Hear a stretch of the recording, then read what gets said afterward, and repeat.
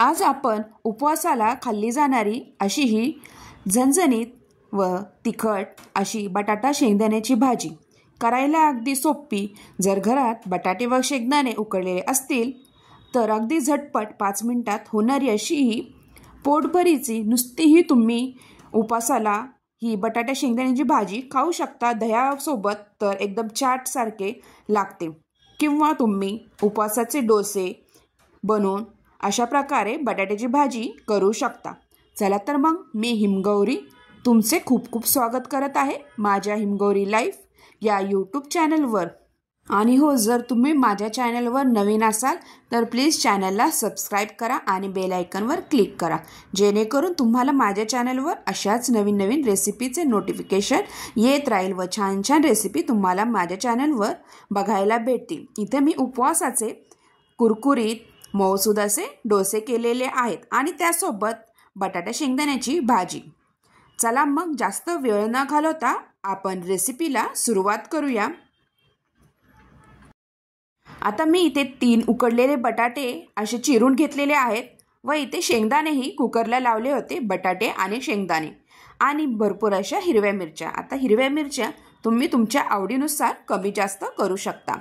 आता इथे आपल्याला पॅनमध्ये ही भाजी करायची आहे, त्यासाठी मी 2 चमचे एवढे साजूक तूप टाकलेले आहे आणि त्यामध्ये 1 चमचा एवढे जिरे आणि हिरव्या मिरच्या।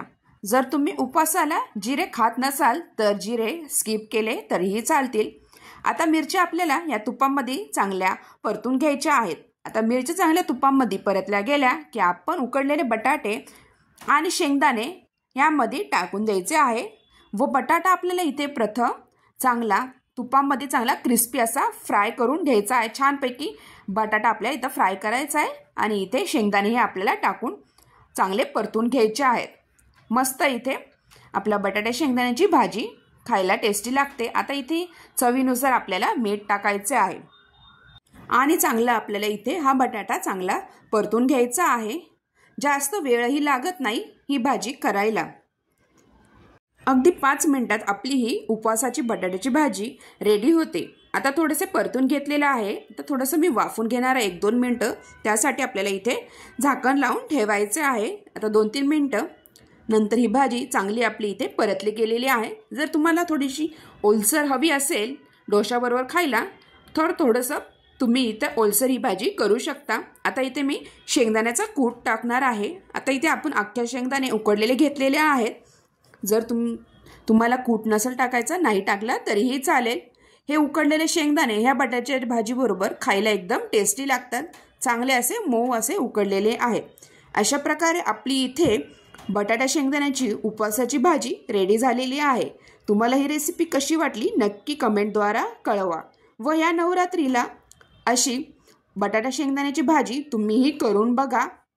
अगदी पोटभरीचे आपले दुपारचे संध्याकाळचे जेवण होते। नुसती ही भाजी खाल्ली तरी त्यासोबत मस्तपैकी दही टाकून खाल्लं तर एकदम चाट सारखे लागते। तुम्ही हा व्हिडिओ शेवटपर्यंत बघितल्याबद्दल तुम्हा सगळ्यांचे खूप खूप धन्यवाद। पुन्हा भेटूया अशाच नवीन रेसिपी सोबत। तोपर्यंत तुम्हा सगळ्यांना बाय बाय, थँक्यू।